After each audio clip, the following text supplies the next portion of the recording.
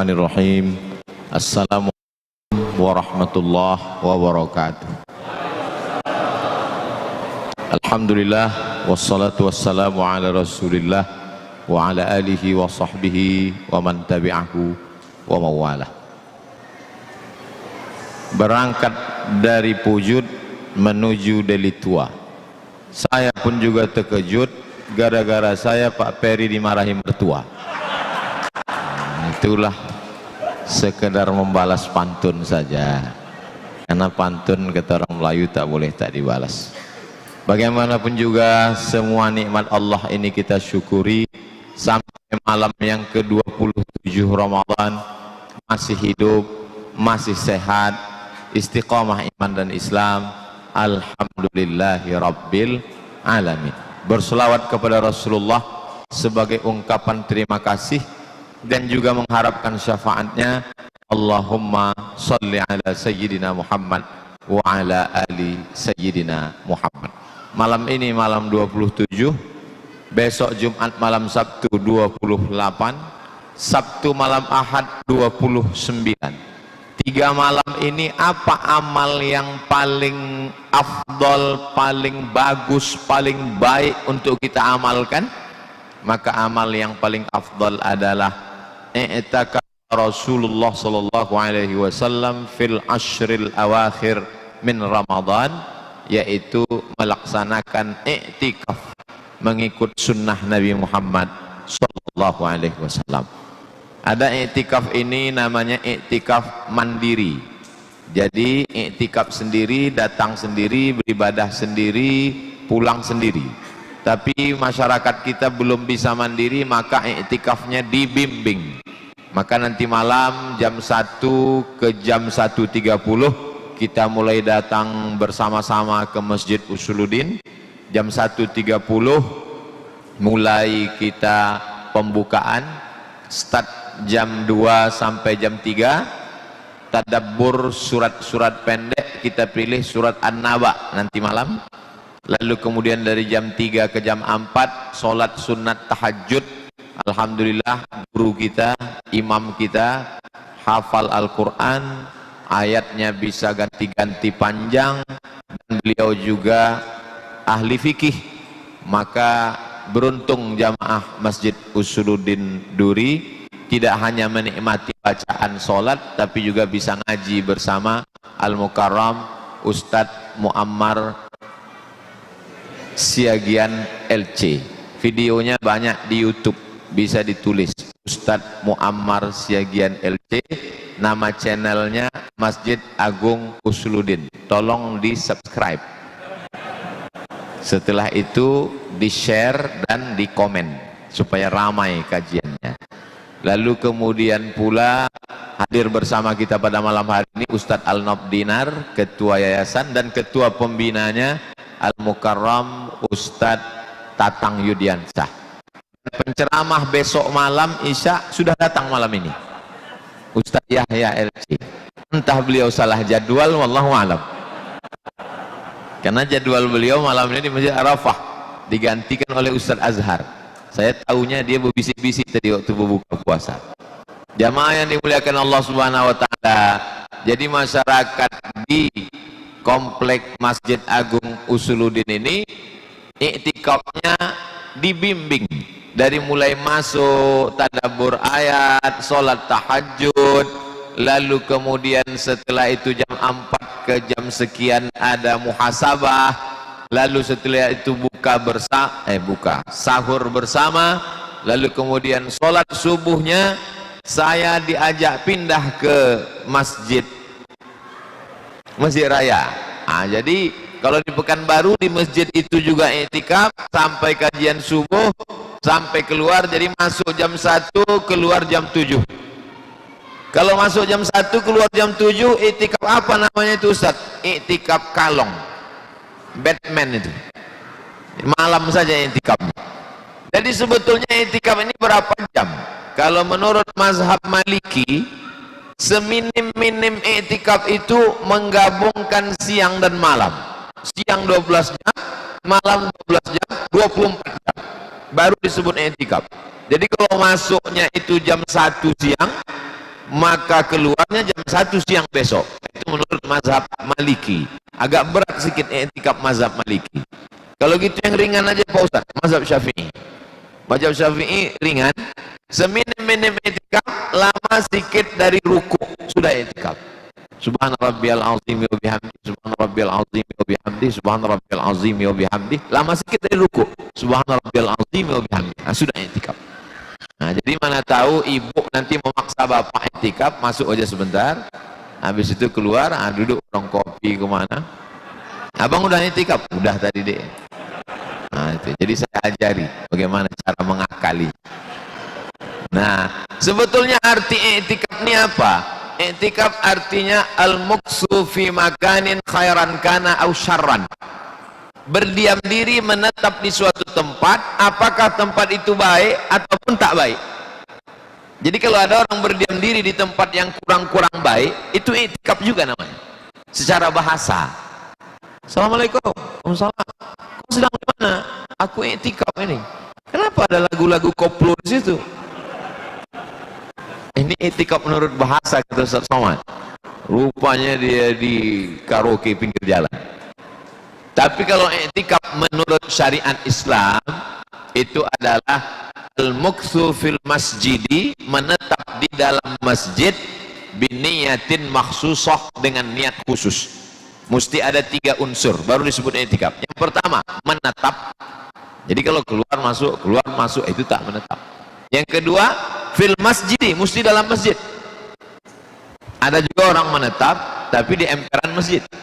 Itu tidak i'tikaf. Bagaimana dengan musola Pak Ustaz? Maka kalau ada sholat 5 waktu, subuh, zuhur, asar, maghrib, isya, itu namanya masjid. Tapi Masjid Agung Usuluddin ini ada sholat Jumatnya, ada mimbarnya, makanya disebut dengan masjid jami. Jadi dalam fikih itu cuma ada 2, masjid yang 5 waktu sholat, masjid saja, ada jami'nya. Yang ada sholat Jumatnya namanya masjid jami. Sampai ke Indonesia jadi 7. Masjid Jami, Masjid Agung, Masjid Raya, Masjid Islamic Center, surau, langgar, sholat. Ketujuh-tujuhnya ini boleh untuk tempat i'tikaf karena masuk dalam kategori masjid. Kalau masjid kantor Pak Ustaz, masjid kantor tak bisa i'tikaf karena masjid kantor itu ada sholatnya cuma zuhur dan asar. Maghrib, isya, subuh, security ada, tapi tidur aja. Nah, itu di tempat lain. Kalau di Chevron udah berubah jadi Pertamina.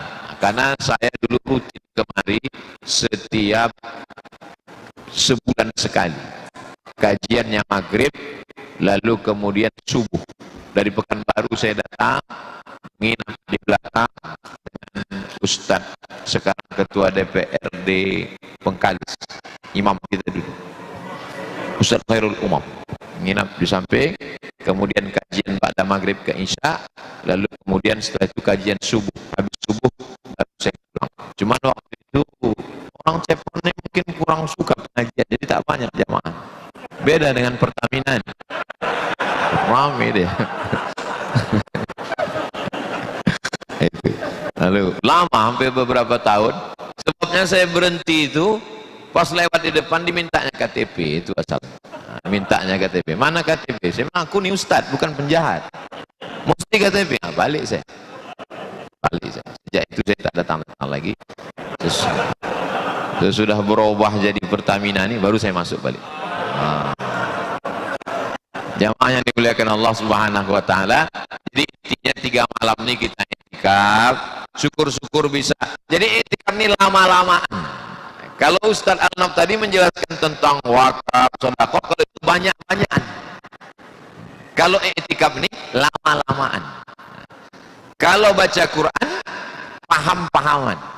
Siapa yang paling paham, itu yang paling bagus. Kalau sedekah, siapa yang paling banyak, itu yang paling bagus. Kalau i'tikaf, siapa yang paling lama, itu yang paling bagus. Nah, jadi kalau tahan dia sampai 20. Kalau orang Mesir macam mana i'tikaf Pak Ustaz? Orang Mesir itu i'tikafnya tanggal 20 sore, karena hitungan 21-nya itu pas azan maghrib. 20 sore dibawanya tas, bawa baju, bawa bantal, bawa kemah, masuk ke masjid, tanggal 29 sore baru keluar. Jadi di dalam masjid itu ramai, pakai tirai di belakang, pakai kemah-kemah penuh. Di tempat kita belum lagi umum, apalagi sejak Covid kemarin orang takut ke masjid karena apalagi alhamdulillah tahun ini masih bisa. Padahal mestinya kemarin tahun ini pun kita belum lagi bisa karena ada lagi yang mau datang namanya Omikron. Rupanya tak jadi dia datang. Alhamdulillah. Dan sekarang kita tetap ikut protokol kesehatan. Semua pakai masker. Ustaz kenapa tak pakai? Ada, pegang terus dari tadi. Bapak Ibu yang dimuliakan Allah Subhanahu wa taala, ajak anak keluarga iktikaf yang bisa malam ini alhamdulillah, yang tak bisa masih ada 3 malam lagi, Jumat malam Sabtu. Besok masih ada alasan karena masuk kantor dan lain sebagainya. Tapi untuk Jumat malam Sabtu dan Sabtu malam Ahad sengaja dibuat Allah Ramadan tahun ini ujungnya itu husnul khatimah, karena di ujungnya itu tak ada alasan untuk tidak iktikaf. Saya nanti di malam terakhir hari Sabtu malam Ahad iktikaf di Masjid Al-Falah Jalan Sumatera. Yang mau datang silakan datang. Nah, lalu kemudian setelah itu malam Idul Fitri sebagiannya ada yang iktikaf, sebagian tidak. Kenapa digas betul di ujung Ramadan ini? Karena pikiran sudah mulai bercabang-cabang. Gorden warna apa, toples bulat apa peta, kue warna ungu apa pink, karpet mesti diganti. Ini kalau tak dipotong ini, maka dipotong dengan ibadah. Bagaimana khatam Qur'annya, bagaimana sholat tahajudnya, bagaimana. Selama iktikaf itu apa saja amal kita. Mana tahu di masjid dekat rumah ada dan tidak ada dibimbing macam di Masjid Agung Usuluddin. Mau iktikaf mandiri, apa saja amalnya. Amal yang paling bagus adalah sholat sunnat. Masuk tahiyatul masjid, qobliyah, sholat sunat taubat, sholat sunat hajat, sholat sunat mutlak. Kalau bangun malam, sholat sunat wudu. Habis sholat wudu, sholat sunat taubat. Sholat sunat taubat boleh pagi, petang, siang, malam, karena dosa kita banyak, silap salah kepada Allah. Mamin muslimin yuznibu zamban, ada orang silap salah buat dosa. Summa yatatahhar, mandi. Kalau tak bisa mandi berwudu, tak bisa berwudu tayamum. Summa yusalli rak'ataini, salat sunat 2 rakaat, usalli sunnatal taubat. Dan kemudian salat sunat wudu. Kalau selesai berwudu, batal wudunya, keluar dia ke toilet, lalu kemudian dia masuk ke dalam lagi, maka dia salat sunat wudu, usalli sunnatal wudu. Nabi memanggil Bilal, Bilal kesini sebentar. Ada apa ya Rasulullah? Sami'tu daffa na'laika baina yadayya fil jannah. Ku dengar suara gesekan selop sendalmu di dalam surga. Begitu hebatnya Bilal, kulitnya hitam, hamba sahaya, budak, tapi bisa pula suara sendalnya sudah masuk ke surga duluan padahal dia masih di dunia. Nah, jadi kalau ada di antara bapak ibu selama Ramadan ini hilang sendal 2, berarti sudah masuk duluan. Hebatnya itu, masih di dunia tapi sudah ada kabar gembira. Nah, ini ibadah-ibadah ini jangan ditinggalkan. Sholat sunat. Lalu kemudian kalau tak sanggup sholat sunat, sakit pinggang, macam-macam, biasanya di dalam masjid ini banyak penyakit, udah keluar masjid baru sehat. Nah, itu memang udah biasa gitu. Itu memang sudah SOS, standar operasional setan. Nah, maka di dalam masjid lagi yang tidak banyak gerak, yaitu duduk baca Quran. Apalagi di sini rak-rak Qurannya rapi, cantik. Kalau ditengok dari susunannya macam tak pernah dibuka. Ustadz janganlah gitu Pak Ustadz. Memang di sini setiap malam sore dirapikan. Ustadz aja yang suuzon. Nah, cantik, ada tiang-tiang, ada dinding-dinding, suasananya nyaman, tak ada kurang satu apapun. Hanya saja di tempat lain semakin banyak kipas angin, semakin dingin AC, itu memang masjid makin ramai, bergelimpangan korban-korban serangan Rusia ke Ukraina. Tapi di tempat kita orang tak bisa masuk secara umum kemari, limited. Sedang ustadz aja pun payah masuk, apalagi tak ustadz. Nah, itu ustadz ingat betul trauma. Tidak dendam, cuma teringat aja.